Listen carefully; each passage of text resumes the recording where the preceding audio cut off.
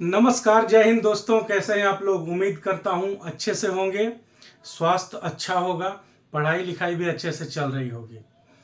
Chapter 4 syntax, subject verb agreement. Competition में आजकल जो भी कॉम्पिटिटिव एग्जाम्स देते होंगे वो जानते होंगे कि सिंटैक्स का क्या इम्पोर्टेंस है, सिंटैक्स का क्या मायने होता है कॉम्पिटिटिव एग्जाम्स में। कहीं भी आप जा रहे होते हैं पढ़ने, तो मेरे हिसाब से बेसिक्स जो लोग जान रहे होते हैं ऑब्वियसली उनके लिए सबसे पहला बेसिक्स का डेफिनेशन बताने के बाद, या कहीं तो बताया भी नहीं जाता है, कहीं कहीं डायरेक्ट लोग सिंटैक्स पे आते हैं। Subject verb agreement, the subject verb agreement, the famous one. क्या है सब्जेक्ट वर्ब एग्रीमेंट, क्या है सिंटैक्स, क्यों इतना हाइप बना हुआ इसका?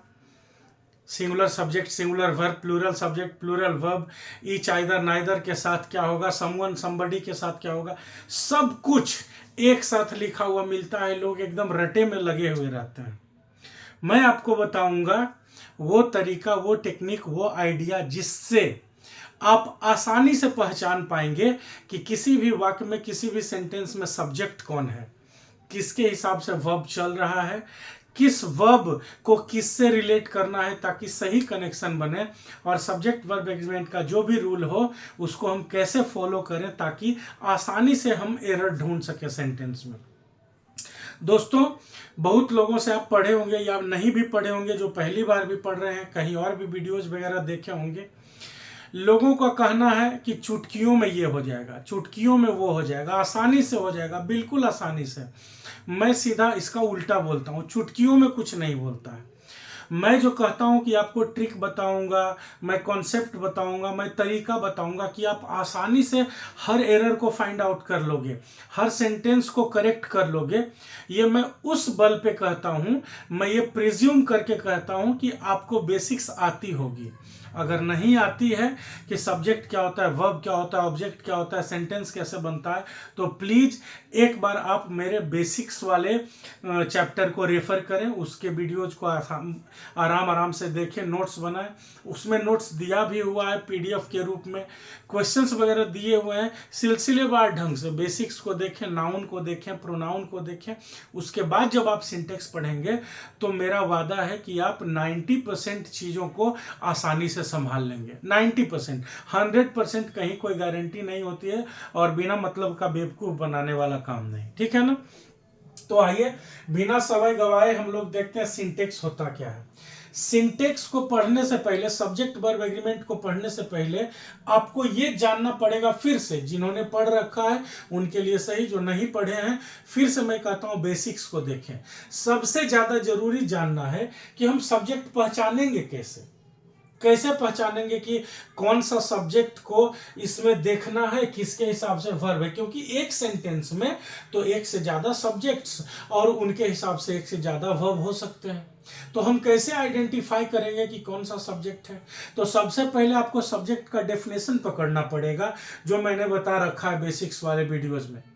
सब्जेक्ट क्या होता है? लोग कहते हैं जो काम करता है गलत साबित हो जाता है, जिसकी बात होती है गलत साबित हो जाता है। कैसे गलत साबित होता है, सब कुछ हमने डिटेल में बताया हुआ है आपको। अब आप देखें कि सिंटेक्स आखिर क्यों है, क्या है, कहां कहां सिंटेक्स के कौन से रूल्स लगते हैं। पहले ये जाने हम क्यों पढ़ रहे हैं सिंटेक्स। सिंटेक्स हम लोग इसलिए पढ़ रहे हैं ताकि कोई भी सेंटेंस जब लिखा रहे, कोई भी वाक्य इंग्लिश में लिखा हुआ रहे, तो हम ये पहचान पाएं कि उस सेंटेंस में जितने भी सब्जेक्ट्स लिखे हुए हैं उनके अनुसार वर्ब ठीक से लगा हुआ है कि नहीं, रूल्स को फॉलो किया जा रहा है कि नहीं। इसलिए हम सिंटेक्स पढ़ते हैं। सिंटेक्स को और हम लोग किस नाम से जानते हैं? देखिए, सब्जेक्ट वर्ब एग्रीमेंट। एग्रीमेंट माने सहमति होता है किसके बीच? सब्जेक्ट और वर्ब के बीच। मतलब वो सारे रूल्स हम इसमें पढ़ते हैं। सिंटेक्स एज सच कोई चैप्टर अकेला नहीं है ग्रामर का कि पार्ट्स ऑफ स्पीच में सिंटेक्स आ गया।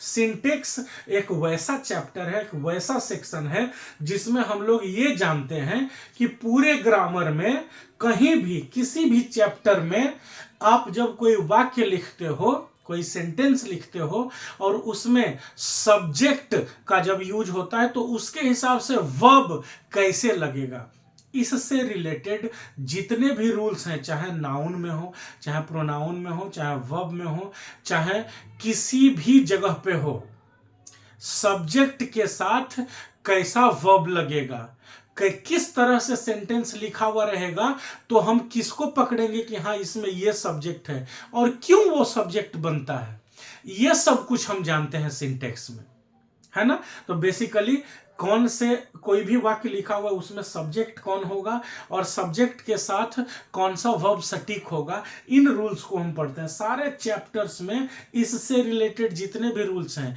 कि हाँ जी ये सब्जेक्ट है, ये सिंगुलर है, ये प्लूरल है तो वर्ब ऐसा होगा, जितने भी रूल्स हैं सारे चैप्टर्स में, ग्रामर के सारे चैप्टर्स में, वो सब रूल को एक जगह पढ़ने वाला चैप्टर है सिंटेक्स। बस यही आप जान लो, है ना। अब बात करते हैं कि सिंटेक्स किस लिए जरूरी है। तो सिंटेक्स इसलिए जरूरी है कि जब कॉमन एरर का सवाल आता है, कॉमन एरर एक तरह का क्वेश्चन होता है, जो नहीं जानते उनके लिए, कॉम्पिटिटिव एग्जाम्स में जब आप जाओगे, जब आप कंपटीशन दोगे, तो इंग्लिश का जो चैप्टर खुलता है उसमें एक तरह का सवाल होता है कॉमन एरर का, है ना।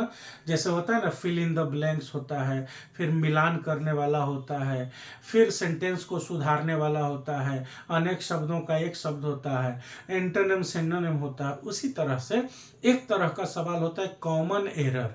कॉमन एरर माने क्या हुआ कि ये वे गलतियां हैं, वे एरर्स हैं जिन्हें कॉमन आदमी, आम आदमी जनरली हम लोग कर बैठते हैं। क्यों कर बैठते हैं? क्योंकि हमें पता नहीं होता है कि किसी खास सेंटेंस में कैसे सब्जेक्ट को पहचाने। सिंटेक्स वो बताता है।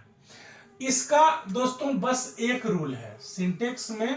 32, 65, 60, 64, 75 रूल जो लोग पढ़ते हैं या पढ़ाया जाता है वो बाद की चीजें हैं। सिंटेक्स का अपना खुद का बस एक बात कहना है, एक ही वाक्य है इसका, क्या कि कोई भी सेंटेंस, कोई भी वाक्य जब आप बना रहे हो तो आपको ध्यान ये रखना है कि अगर सब्जेक्ट का नेचर सिंगुलर है तो उसके साथ वर्ब सिंगुलर नेचर का होना चाहिए, और सब्जेक्ट का नेचर अगर प्लूरल है तो वर्ब उसके साथ प्लूरल नेचर का होना चाहिए। अब आप जानिए कि सिंगुलर प्लूरल क्या होता है, फिर मैं कहूंगा बेसिक्स में मैंने बता रखा है। इन शॉर्ट आपको बताता हूं कि सिंगुलर प्लूरल क्या है। कोई भी शब्द जब लिखा हुआ है, जैसे यहाँ पे लिखा हुआ है राम, है ना, और यहाँ पे लिखा हुआ है पैसेंजर्स, है ना, दोनों शब्दों को देखिए, ये एक नाम है, ये हमेशा सिंगुलर रहेगा, प्रॉपर नाउन है। यहाँ पे मैंगो लिखा हुआ है, ये सिंगुलर है कि प्लूरल है? ये सिंगुलर है। मैंगो कहने से एक आम का बोध होता है, बॉय कहने से एक लड़के का बोध होता है, विलेज कहने से एक गांव का बोध होता है। तो जब हम किसी शब्द को लिखें, और एक हम नहीं बोले, वन, ओ यानी वन हम नहीं बोले, फिर भी देखते के साथ आप समझ जाओ कि ऐसे लिखा हुआ है, इसका मतलब हुआ एक, तो उस रूप को कहते हैं सिंगुलर। और देखते के साथ पता चल जाए लिखा हुआ है पैसेंजर्स, माने हुआ एक से ज्यादा, तो इसको कहते हैं प्लूरल। शब्दों को, खास करके नाउन्स को और वर्ब्स को, अब प्रोनाउन तो फिक्स ही रहता है, उसी रूप में रहता है। प्रोनाउन को सिंगुलर प्लूरल बनाने का तरीका क्या है, तो जो लगा हुआ है टेबल चार्ट, हमने प्रोनाउन में पढ़ाया कि आई का प्लूरल वी होता है, यू प्लूरल भी है, सिंगुलर भी है। उसके बाद ही, सी, इट के लिए दे लिखा जाता है। तो खास करके नाउन्स और वर्ब्स में सिंगुलर और प्लूरल का ज्यादा चक्कर होता है। हमेशा आप ध्यान रखिएगा कि जिसको वर्ब का V5 फॉर्मेट कहते हैं, यहां मैंने लिखा हुआ है, आप यहां नजर दौड़ाइए। सिंगुलर प्लूरल मैंने क्लियर किया हुआ है। वर्ब का एक्शन वर्ड जो काम क्रिया होता है उसका जो V5 फॉर्म होता है, जिसमें वर्ब में एस या ईएस लगा हुआ कहते हैं, जैसे गो में लगा दिए तो गोज, कम में लगाए तो कम्स, ईट में लगाए तो ईट्स। तो ये जो ईट्स, कम्स, गोज, स्लीप्स, वॉक्स, टॉक्स, एस या ईएस लगा हुआ मेन वर्ब जो होता है वो V5 रूप कहलाता है। वर्ब का 5 रूप बेसिक्स में वर्ब को भी अच्छे से डिफाइन किया गया है, transitive, non transitive, finite, infinite, infinitive, gerund, participle, helping verb, main verb, ये सारा बताया हुआ है उसमें क्या होता है। तो जो V5 फॉर्म होता है, V5 फॉर्म किसको कहते हैं? जब मेन वर्ब में आपको s या es लगा हुआ दिखे, और ये एकमात्र तरीका है किसी भी एक्शन वर्ड को, किसी भी वर्ब को सिंगुलर बनाने का। किसी भी वर्ब को सिंगुलर बनाने का एकमात्र तरीका है उसमें s या es लगाना, जिससे कि उसका रूप V1 से बदल के V5 हो जाता है। जो नॉर्मल स्पेलिंग है, जो नेचुरल स्पेलिंग है, जैसे जाना को गो बोलते हैं, खाना को ईट बोलते हैं, सोना को स्लीप बोलते हैं, तो जो नेचुरल स्पेलिंग है वो V1 फॉर्म होता है, एक्शन का, क्रिया का वो V1 रूप है। और इसमें हम s या es लगा देते हैं तो वो V5 रूप बन जाता है। नाउन में हमने किसको कैसे प्लूरल बनाएंगे ये भी बताया हुआ है, कहाँ s लगेगा, कहाँ es लगेगा, कहाँ दूसरा तरीका बनता है। दूसरा तरीका मैंने मैन का मैन, वुमेन का वीमेन, चाइल्ड का चिल्ड्रन, ऑक्स का ऑक्सन, है ना, ये सब बताया हुआ है मैंने। तो जो V5 फॉर्म होता है, मतलब वर्ब में जहां s या es लगा हुआ रहता है, जो कि एकमात्र तरीका है किसी एक्शन वर्ड को, मेन वर्ब, मुख्य क्रिया को सिंगुलर बनाने का। वर्ब में s या es लगा के सिंगुलर बनाया जाता है उसको, वो जब s या es लगा हुआ वर्ब को हम V5 फॉर्म कहते हैं, और जो नेचुरल स्पेलिंग वाला फॉर्म है उसको V1 फॉर्म कहते हैं। ठीक है ना। तो V1 हुआ प्लूरल, जो नेचुरल स्पेलिंग है वर्ब का वो होता है प्लूरल, ध्यान रखिएगा। V1 है प्लूरल, और V5 है लेकिन है सिंगुलर। अब V1 से V5 में कैसे कन्वर्ट होता है? तो V1 में हम s या es लगा देंगे तो वो V5 बन जाता है। ठीक है, तो V5 किसी भी एक्शन का सिंगुलर फॉर्म होता है, और उसके बाद वाज, हैज, एम, इज और डज ये होते हैं सिंगुलर, और डू, आर, हैव, वर और जितना भी V1 फॉर्म है वो होता है प्लूरल। सिंगुलर प्लूरल समझ में आ गया आपको? अब आप इस बात पे ध्यान दें जो इस स्लाइड में मैं आपको बता रहा हूं। यहां पे हम लोग देखेंगे, जैसे आप देखिए कुछ एग्जाम्पल्स के साथ हम लोग धीरे धीरे नीचे से ऊपर की ओर जाएंगे, ऊपर से नीचे नहीं आएंगे, फिर एक बार रिवाइज करेंगे। क्या है, पहले पहचानना क्या है, सिंगुलर वर्ब क्या है, प्लूरल वर्ब क्या है। तो आप ध्यान रखिएगा इस बात का कि V1 जो नेचुरल स्पेलिंग, जिसको हम डिक्शनरियल स्पेलिंग कहते हैं, डिक्शनरी में वर्ड मीनिंग का जो स्पेलिंग लिखा हुआ रहता है, जैसे दौड़ना तो रन्स नहीं लिखा हुआ रहता है ना, रन रहता है RUN। खाना तो ईट्स नहीं रहता है, ईट रहता है। जाना तो गो रहता है, गोज नहीं रहता है ना। तो जो नेचुरल स्पेलिंग है वो क्या होता है, V1 रूप होता है मेन वर्ब का, एक्शन वर्ब का। और इसमें s या es जब हम जोड़ देते हैं, जैसे GO गो में ES लगा दिए तो गोज हो गया, GOES वो हो गया सिंगुलर, वो रूप क्या होता है V1। EAT ईट में s लगा दिए तो ईट्स हो गया EATS, तो ईट्स हो गया V5। तो जब हम V1 में s या es लगाते हैं तो वो कन्वर्ट हो जाता है V5 में। V1 है, ध्यान रखिएगा, बार बार मैं इस बात को हाईलाइट करके कह रहा हूं, V1 है लेकिन होगा प्लूरल, और V5 है लेकिन होगा सिंगुलर। ठीक है ना। और किसी भी एक्शन वर्ड को, मेन वर्ब को प्लूरल से सिंगुलर में बदलने का एकमात्र तरीका क्या है, प्लूरल से माने सिंगुलर में बदलने का, V1 से V5 में बदलने का एकमात्र तरीका क्या है कि उसमें s या es लगा दीजिए। प्लूरल में s या es नहीं रहता है, सिंगुलर में s या es रहता है वर्ब में। और ध्यान रखिएगा नाउन में उल्टा हो जाता है, नाउन नेचुरल स्पेलिंग रहता है तो सिंगुलर रहता है, और उसमें s या es लगा देंगे तो प्लूरल हो जाएगा। जैसे मैंगो है सिंगुलर, अब मैंगोज हो जाएगा प्लूरल। बॉय है सिंगुलर, अब बॉयज हो जाएगा प्लूरल। हाउस है सिंगुलर, हाउसेस हो जाएगा प्लूरल। नाउन और वर्ब में s es वाला नियम सीधा उल्टा है। नाउन में s es लगाने से नाउन प्लूरल बनता है, वर्ब में s es लगाने से वर्ब सिंगुलर बनता है। नेचुरल फॉर्म होता है वर्ब का प्लूरल, और नेचुरल फॉर्म में s या es लगाते हैं तो V5 बन जाता है सिंगुलर। अब हम लोग देखेंगे कि जो रूल कहता है सिंगुलर सब्जेक्ट के साथ सिंगुलर वर्ब, प्लूरल सब्जेक्ट के साथ प्लूरल वर्ब, तो सबसे पहले बड़ी समस्या क्या होती है कि आइडेंटिफाई कीजिए कि सब्जेक्ट कौन है। और इससे भी बड़ी समस्या क्या होगी कि आपको सेंटेंस समझ में आना चाहिए। क्लियर है? सेंटेंस आपको समझ में आना चाहिए, इसलिए मैं सबका हिंदी बताते चलूंगा पैरेलली। जो मुश्किल होंगे उनका मैं हिंदी लिख भी दिया करूंगा, लेकिन मैं आपसे रिक्वेस्ट करूंगा कि आप थोड़े थोड़े ट्रांसलेशन बनाना सीखिए। अगर बेसिक्स बिल्कुल ही खराब है तो घबराना नहीं है, मेहनत करना है, साथ में पढ़ते रहना है, चलते रहना है। आप थोड़ा ट्रांसलेशन बनाना शुरू कीजिए, ताकि जो आसान आसान से लाइंस लिखे हुए रहते हैं, स्टेटमेंट्स लिखे हुए रहते हैं, वो कम से कम समझ में आ जाए। और वैसे भी मैं एग्जाम्पल को हल्का ही रखने का कोशिश करता हूं, क्योंकि एक बार में अगर कॉन्सेप्ट समझ में आता है तो शब्द तो भारी भारी अपने हाथ का चीज होता है। ठीक है? तो क्या है, रूल कहता है कि सिंगुलर सब्जेक्ट के साथ सिंगुलर वर्ब अप्लाई कीजिए और प्लूरल सब्जेक्ट के साथ प्लूरल वर्ब अप्लाई कीजिए।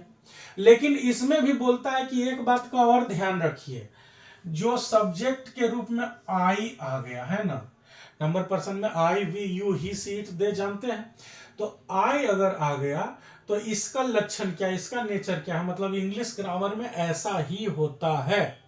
ठीक है? क्यों होता है नहीं जाना, ऐसा ही होता है क्योंकि वो भाषा है। आपको पूछे कि ठीक है, आप अपनी हिंदी भाषा में अमरूद क्यों बोलते हैं, उसको जिसको इंग्लिश में गुआभा बोलता है उसको आप अमरूद क्यों बोलते हैं, तो उसका डिटेलिंग में नहीं जाना है ना। इसलिए क्या होता है, आई के साथ डू लगता है, जबकि आप जान लीजिए आपके सामने लिखा हुआ है डू कैसा है, प्लूरल है। यहां सामने दिख रहा है आपको, डू प्लूरल है नेचर में। और जब हैव हैज की बारी आती है तो आई के साथ क्या लगता है, हैव, जबकि हैव प्लूरल है और हैज सिंगुलर है। तो इन दो बातों का भी आपको ध्यान रखना पड़ेगा कि आई के साथ लगता है डू और हैव, जो कि प्लूरल है। बाकी हर जगह ये रूल मानता है ना। इज, एम, आर में से एम लगता है इसके साथ, और एम का नेचर सिंगुलर होता है। ठीक है? हाँ, क्वेश्चन टैग अगर हम बनाते हैं तो आर लगता है आई के साथ, तो एम और आर का रिलेशन सिंगुलर प्लूरल वाला मैं डिटेल में डिस्कस करूंगा इसके बाद वाले स्लाइड में। लेकिन ऐसे आप देखोगे तो डू और हैव को अगर छोड़ दें तो इज, एम, आर में से एम लेता है जो सिंगुलर नेचर का आया। उसके बाद क्या है, हैज, हैव में से तो हैव लिया, फिर हैज बीन हो जाता है तो उसमें तो हैव लगता है, ये हैव का कोई भी कैटेगरी होगा तो ये हैव लेगा। लेकिन जैसे ही जाते हैं पास्ट में तो वाज और वर में आई के साथ क्या लगता है, वाज, वर नहीं लगता है। तो आई, डू और हैव इन दोनों को छोड़ दीजिए, तो बाकी हर जगह इस रूल को मानता है। और एक बात का ध्यान रखना है, क्या, आई के साथ एक और है यू। तो जब हम नंबर पर्सन का लिस्ट उठा के देखते हैं तो उसमें क्या देखते हैं कि सेकेंड पर्सन का सिंगुलर में भी यू है और प्लूरल में भी यू है। अब यू के साथ कभी सिंगुलर वर्ब लगता ही नहीं है, सेकेंड पर्सन का सिंगुलर में यू को तो रख दिया, अब प्लूरल में भी यू है। आप भी, आप लोग भी, तुम भी और तुम लोग भी, सबका इंग्लिश वर्ड होता है यू। तो यू सिंगुलर और प्लूरल भले ही दोनों है, लेकिन इसके साथ हमेशा प्लूरल वर्ब का प्रयोग होता है, कभी भी सिंगुलर का प्रयोग नहीं होता। इन दो बातों का ध्यान रखना जरूरी है इस रूल के साथ कि सिंगुलर सब्जेक्ट के साथ सिंगुलर वर्ब और प्लूरल सब्जेक्ट के साथ प्लूरल वर्ब लगता है। इसके साथ ये बात ध्यान में रखना होगा कि लेकिन दो शर्त है भाई, क्या, आई के साथ डू और हैव लगता है, डज और हैज नहीं लगता है। और यू कहने को तो सिंगुलर भी है, लेकिन यू के साथ कभी भी सिंगुलर वर्ब नहीं लगता है। ठीक है? आप अगर गौर कीजिएगा तो एक और इंपॉर्टेंट बात मैं आपको बता रहा हूं, आप प्रेजेंट को देखिए तो प्रेजेंट का हर सेक्शन में 4 भाग में है ना, टेंस 3 प्रकार का हुआ, पास्ट, प्रेजेंट और फ्यूचर, और तीनों 4 भाग में बटा हुआ है, सिंपल या इंडेफिनिट, कंटिन्यूअस या इम्परफेक्ट, परफेक्ट और परफेक्ट कंटिन्यूअस, 4 भाग में बटा हुआ है। तो प्रेजेंट टेंस में जब देखिएगा तो प्रेजेंट, सिंपल प्रेजेंट या प्रेजेंट इंडेफिनिट जिसको कहते हैं, उसमें हेल्पिंग वर्ब के नाम पर क्या लगता है, डू या डज लगता है ना, और मेन वर्ब का यूज होता है V1 या V5, यही होता है। तो डू सिंगुलर है कि प्लूरल, प्लूरल, डज सिंगुलर है कि प्लूरल, सिंगुलर, V5 क्या है, सिंगुलर, V1 क्या है, प्लूरल। तो प्रेजेंट इंडेफिनिट जिसको सिंपल प्रेजेंट बोलते हैं उसमें सिंगुलर प्लूरल का झोल आया ना, लोचा आया ना, सिंगुलर प्लूरल का अलग अलग कॉन्सेप्ट है ना। फिर आप आइए प्रेजेंट कंटिन्यूअस में, जिसको प्रेजेंट इम्परफेक्ट भी कुछ लोग बोलते हैं। तो उसमें क्या है, is am are, are plural है और इज और एम सिंगुलर है ना। फिर सिंगुलर प्लूरल की बात आई। अब चलिए आप प्रेजेंट परफेक्ट में, उसमें होता है हैज और हैव, हैज सिंगुलर और हैव प्लूरल। फिर आया ना सिंगुलर प्लूरल का बात। और प्रेजेंट परफेक्ट कंटिन्यूअस में हैज बीन और हैव बीन प्लूरल और हैज बीन सिंगुलर। तो पूरे प्रेजेंट में चारों सेक्शन में आप देखोगे तो आपको दिखेगा कि उसमें सिंगुलर और प्लूरल का अंतर है। हर बार हमें यह देख के चुनना पड़ता है कि सब्जेक्ट कौन है, उसके हिसाब से हमको सिंगुलर लिखना है कि प्लूरल। लेकिन जैसे ही पास्ट में जाइएगा तो क्या होता है, पास्ट में subject plus V2, simple past या पास्ट इंडेफिनिट जिसको कहते हैं, उसमें हेल्पिंग वर्ब अलग से कौन आता है, डिड आता है ना, सब के साथ डिड लगेगा। और अगर अलग से हेल्पिंग वर्ब नहीं लाते हैं तो सब के साथ V2 लगेगा। सिंगुलर प्लूरल का झोल नहीं है ना। फिर वाज या वेयर में जब आते हैं तो सिंगुलर होता है वाज और प्लूरल होता है वर। यहां पे सिर्फ पास्ट का एक ही सेक्शन है, पास्ट कंटिन्यूअस, पास्ट इम्परफेक्ट जिसे कहते हैं, उसमें सिर्फ सिंगुलर प्लूरल की बात होती है। सिंपल पास्ट में नहीं हुआ, डिड वाले में सबके साथ V2 चाहे सबके साथ डिड। और पास्ट परफेक्ट में जाते हैं तो क्या होता है, हेल्पिंग वर्ब, उसका हेल्पिंग वर्ब होता है हैड, सब में हैड लगता है, सिंगुलर हो चाहे प्लूरल। और past perfect continuous, had been, सब में लगता है। तो प्रेजेंट का चारों भाग में सिंगुलर प्लूरल का ध्यान देना होता है, लेकिन पास्ट में सिर्फ एक में, पास्ट इम्परफेक्ट या पास्ट कंटिन्यूअस जिसको बोलते हैं, है ना। और जब फ्यूचर में जाते हैं तो सिंगुलर प्लूरल का झोल ही पूरी तरह से खत्म हो जाता है। जैसे फ्यूचर इंडेफिनिट जिसे सिंपल फ्यूचर कहते हैं, उसमें शैल या विल, तो आई और वी के साथ शैल लगता है। आई है सिंगुलर और वी है प्लूरल, सिंगुलर प्लूरल दोनों के साथ शैल लगाना और बाकी सब के साथ विल लगता है। तो इसमें सिंगुलर प्लूरल बचा कहाँ, इसलिए सिंगुलर और प्लूरल का जब भी ये सारी बातें ध्यान रखनी होती है सिंटेक्स का एरर बनाने में, सिंटेक्स का सेंटेंस को पढ़ने में, कि जब भी आप सेंटेंस को पढ़ रहे होते हैं सब्जेक्ट वर्ब एग्रीमेंट के नजरिए से, सिंटेक्स के नजरिए से, तो आपको यह ध्यान रखना होगा कि सिंगुलर प्लूरल का सबसे ज्यादा लफड़ा चलता है प्रेजेंट में। पास्ट में सिर्फ वाज वेयर में सिंगुलर प्लूरल का लफड़ा चलता है और कहीं नहीं, तीनों में से कहीं नहीं। और फ्यूचर में तो रहता ही नहीं है। इसलिए ये जो है इसका बड़ा मायना, बड़ा अर्थ, बड़ा वैल्यू प्रेजेंट टेंस में ही रह जाता है। क्लियर, समझ में आई बात, कि पूरा इसका ध्यान जो है, इसके जितने भी रूल्स एंड रेगुलेशंस हैं, उसका ध्यान प्रेजेंट में लिखा हुआ रहे तब, और पास्ट में पास्ट कंटिन्यूअस रहे तब। बाकी के साथ तो फिक्स है कि यही लगेगा, सब्जेक्ट चाहे कुछ भी हो जाए। क्लियर है ये बात। तो प्रेजेंट में ज्यादा ध्यान देने की जरूरत होगी। और प्रेजेंट के लिए ये क्या बोला कि भाई आई रहेगा तो डू और हैव लगेगा, जो कि प्लूरल है, जबकि आई खुद सिंगुलर है। और यू कहने को सिंगुलर प्लूरल दोनों है, लेकिन इसको प्लूरल वर्ब से ही मतलब होता है, सिंगुलर वर्ब से इसे कोई लेना देना नहीं है। इन दोनों बातों का भी ध्यान रखना है इस रूल के साथ, जो कहता है कि सिंगुलर सब्जेक्ट के साथ सिंगुलर वर्ब लगेगा और प्लूरल सब्जेक्ट के साथ प्लूरल वर्ब लगेगा। क्लियर है। अब एग्जांपल्स देखिए, राम लिखा हुआ है तो ये सिंगुलर है ना, तो सिंगुलर के साथ हमने क्या लिखा, ईट्स, ये V5 है। और V5 क्या होता है, यहां देखिए V5 फॉर्म किस में लिखा हुआ है, सिंगुलर में, तो सिंगुलर सब्जेक्ट के साथ सिंगुलर वर्ब लगा। यहां पे लिखा हुआ है क्या, रोहन एंड गोलू। एंड का अलग भी रूल होता है कि एंड जब लगा रहे तो वो रूल हम बताएंगे, लेकिन अभी इतना तो समझ पा रहे होंगे आप कि रोहन एंड गोलू दो लोगों की बात हो रही है और दोनों को एंड से जोड़ा गया। यहाँ देखिए दोनों दो अपना अपना सब्जेक्ट बने हुए हैं, तो दो सब्जेक्ट है, तो यहाँ नो लिखा है, कौन सा फॉर्म है, V1। और V1 फॉर्म क्या होता है, देखिए V1 फॉर्म यहाँ लिखा हुआ है, क्या होता है, प्लूरल। तो प्लूरल सब्जेक्ट के साथ प्लूरल लगा। Rohan and Golu know everything about us, मतलब रोहन और गोलू हमारे बारे में सब कुछ जानते हैं। फिर है the passengers sitting in this train are going to Patna. अब ध्यान दीजिएगा इन दोनों एग्जाम्पल्स पे, मैं यहाँ पे हाईलाइट कर रहा हूं, एरो बना रहा हूं, स्टार बना दे रहा हूं, ठीक है ना। इस बात पे आप ध्यान रखिएगा। इस सेंटेंस को पढ़िए, क्या लिखा हुआ है, the passengers sitting in this train are going to Patna. अब अधिकतर लड़के क्या करते हैं, अधिकतर हमारे दोस्त, अधिकतर बच्चे क्या करते हैं कि यहाँ पे जो आर लिखा हुआ देखे तो इनको लगता है कि लास्ट में तो ट्रेन आया है, तो ट्रेन के हिसाब से यहाँ पे आर लिखा, ये तो गलत हो गया, इसमें फंस जाते हैं। जबकि रूल क्या है, सिंगुलर सब्जेक्ट के साथ सिंगुलर वर्ब और प्लूरल सब्जेक्ट के साथ प्लूरल वर्ब। तो मेरे भाई आपको देखना पड़ेगा कि ये जो आर लिखा हुआ है ये क्या ट्रेन के लिए लिखा है या किसी और के लिए लिखा है।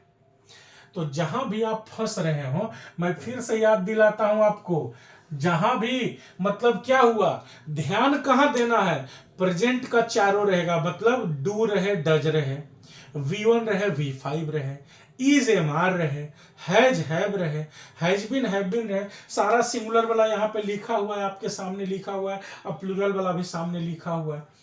इसमें अगर आप गौर से देखिएगा तो डू और डज प्रेजेंट का है, इज एम और आर प्रेजेंट का है, हैज और हैव प्रेजेंट का है, बस पास्ट का कौन है, वाज और वेर। इसके बाद कहीं भी सिंगुलर प्लूरल का कोई झोल नहीं रहता है। क्लियर? इसके बाद कहीं भी सिंगुलर प्लूरल का कोई समस्या नहीं रहता है। तो जैसे ही प्रेजेंट वाला वर्ब आपको दिखे तो आप देखिए कि ये आर जो लिखा हुआ है, आर के बाद क्या लिखा है, गोइंग टू पटना, माने पटना जा रहे हैं। कौन? ट्रेन पटना जा रहे हैं कि ट्रेन में बैठे हुए पैसेंजर्स की बात कर रहे हैं कि पटना जा रहे हैं? अब आप कहिएगा पटना तो दोनों जा रहा है, आप बात किसकी कर रहे हैं?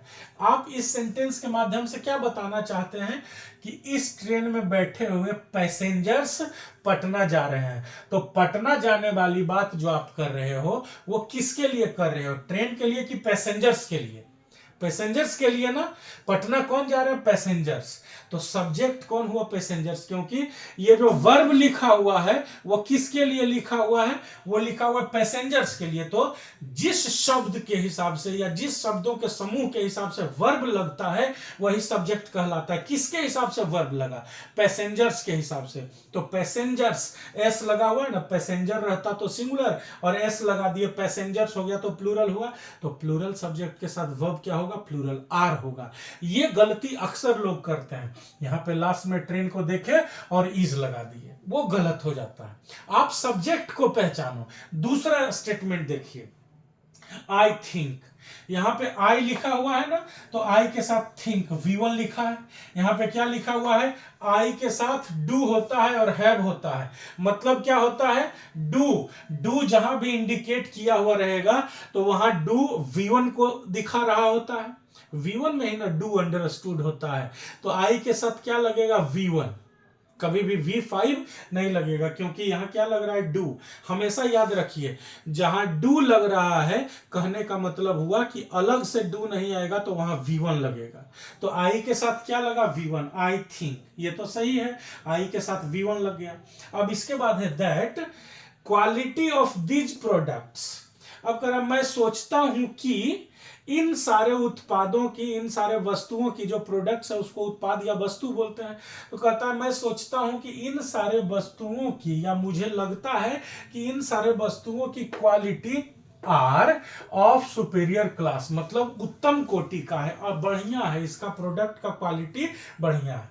अब क्या है, प्रोडक्ट्स के बाद आर लिखा हुआ था जिसको काट के हमने इज बनाया। क्यों बनाया, क्योंकि ये जो लिखा हुआ है आपके सामने ऑफ सुपीरियर क्लास, माने उत्तम कोटि का। उत्तम कोटि का क्या है, प्रोडक्ट्स या प्रोडक्ट्स की क्वालिटी।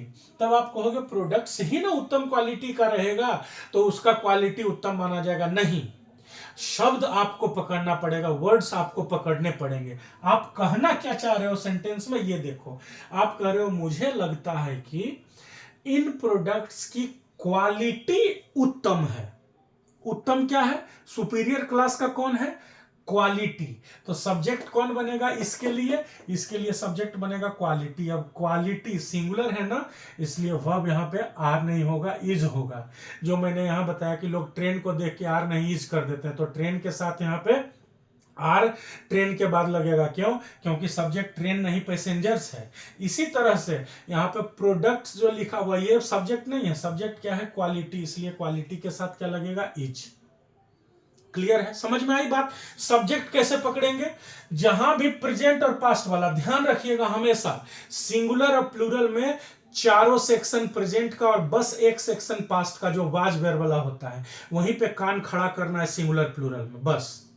अब सिंगुलर प्लूरल वाला वर्ब जैसे ही हम लोग को दिखा तो हम देख लेंगे कि इसके बाद क्या लिखा है भाई, थोड़ा सा देखते हैं नॉर्मल सेंटेंस की बात। जैसे जैसे सेंटेंस का कॉम्प्लेक्सन मतलब कॉम्प्लेक्स होते जाएगा सेंटेंस, जैसे जैसे टफ होगा, नियम जैसे बढ़ेंगे वैसे और भी चीजें बताऊंगा। बट ये सिंपल सेंटेंस अगर लिखा हुआ है तो देखेंगे, अच्छा यहाँ आर लिखा हुआ है, आर के बाद क्या है, गोइंग टू पटना। ये गोइंग टू पटना किसके लिए, कौन जा रहा है, ट्रेन के बारे में मैं बताना चाह रहा हूं कि पैसेंजर के बारे में। तो मुझे पता लगा कि पैसेंजर के बारे में, पैसेंजर्स लिखा हुआ है, प्लूरल है तो वह प्लूरल होगा। यहां पे मैं प्रोडक्ट्स के बारे में बता रहा हूं कि क्वालिटी के बारे में, तो हाँ क्वालिटी के बारे में। अगर प्रोडक्ट्स लिखना होता तो कहेंगे products are of superior quality. इतना ड्रामा इधर नहीं होता, डायरेक्ट प्रोडक्ट्स से सेंटेंस शुरू करते तो होता products are of superior class, बस बात खत्म, ठीक है ना। तो इस बात पे आपको ध्यान रखना पड़ेगा कि ये जो वर्ब यूज हो रहा है ये आखिर किसके लिए है, वो कैसे पता चलेगा, तो वर्ब के बाद देखेंगे कि क्या लिखा हुआ है। अब उससे अंदाजा लगाएंगे, अंदाजा नहीं लगाएंगे, डायरेक्टली देखेंगे कि वर्ब के बाद जो बात लिखी हुई है, जो इंफॉर्मेशन दी गई है वो किसके लिए दी गई है। जिसके लिए वो इंफॉर्मेशन दिया गया है वही सब्जेक्ट बनेगा इस वर्ब का। यहां पे ये इंफॉर्मेशन दिया गया क्वालिटी के लिए, तो क्वालिटी सब्जेक्ट होगा, क्वालिटी सिंगुलर है इसलिए आज आर नहीं होगा, इज होगा। क्लियर। अब अगले एग्जांपल्स में देखिए, यू के साथ आर लिखा हुआ है, आई के साथ हैव लिखा हुआ है, फिर यहाँ पे यू के साथ डू नॉट लिखा हुआ है, डू लिखा हुआ है, सारे प्लूरल है ना, जो हमने कहा यू के साथ कभी सिंगुलर नहीं होता है। और आई डू और हैव लेता है, मतलब V1 लेगा, कभी भी V5 नहीं लेगा, हमेशा डू लेगा, कभी भी डज नहीं लेगा, और कभी भी आई के साथ हैज नहीं लगता, हमेशा हैव लगता है। इन दोनों को अगर छोड़ दीजिए, मैंने V1 और डू तो सिमिलर ही हो गया। और अगर आपको लग रहा है V1 और डू सिमिलर कैसे हुआ ये नहीं समझ में आ रहा है, तो फिर मैं कहूंगा बेसिक्स में देखिए, वर्ब का जहां पे इंट्रोडक्शन तीसरा वीडियो या दूसरा वीडियो मैंने किया होगा बेसिक्स में, वहां पे सारा एक एक लाइन क्लियर करके रखा हुआ है कि क्या अंतर है, V1 V5 क्यों बना है, इसका क्या यूज है, सब लिखा हुआ है उसमें, ठीक है ना। तो आई होप कि सिंगुलर सब्जेक्ट पहचानना कैसे है सेंटेंस में कि कौन वर्ब का कौन सब्जेक्ट बनेगा ये आपको समझ में आ गया होगा। सिंगुलर प्लूरल वर्ब कौन कौन से होते हैं ये समझ में आ गया होगा। और ये जो रूल बोल देते हैं सिंगुलर सब्जेक्ट के साथ सिंगुलर वर्ब, प्लूरल सब्जेक्ट के साथ प्लूरल वर्ब, इसमें किस बात का और ध्यान रखना होगा ये समझ में आ गया होगा। सिंटेक्स क्या है ये समझ में आ गया होगा, क्यों हम लोग सिंटेक्स पढ़ते हैं, इसका क्या जरूरत है, कहाँ पे कैसे ध्यान रखना होता है सिंटेक्स के हिसाब से, ये समझ में आ गया होगा, ठीक है ना। तो नेक्स्ट वीडियो जब हमारा आएगा तो फिर हम रूल्स को आगे बढ़ाएंगे। सिंटेक्स में सिर्फ रूल्स ही रूल्स चलते रहेंगे जब तक कि ये खुद खत्म नहीं जाए पूरा चैप्टर। कब सिंगुलर होगा, कब प्लूरल होगा, कैसे सेंटेंस को लिखा जाता है, तो कैसे हम मानेंगे कि कौन सब्जेक्ट बन रहा है, ये सारा कुछ इसमें पढ़ना है, ठीक है ना। तो नेक्स्ट वीडियो में नेक्स्ट रूल्स को लेके आएंगे। तब तक अगर आपको लगता है कि वीडियो आपके लिए हेल्पफुल है तो लाइक शेयर सब्सक्राइब वाला काम रुकना नहीं चाहिए, दोनों एक दूसरे के सपोर्ट से बढ़ेंगे, ठीक है ना। Thank you, all the best.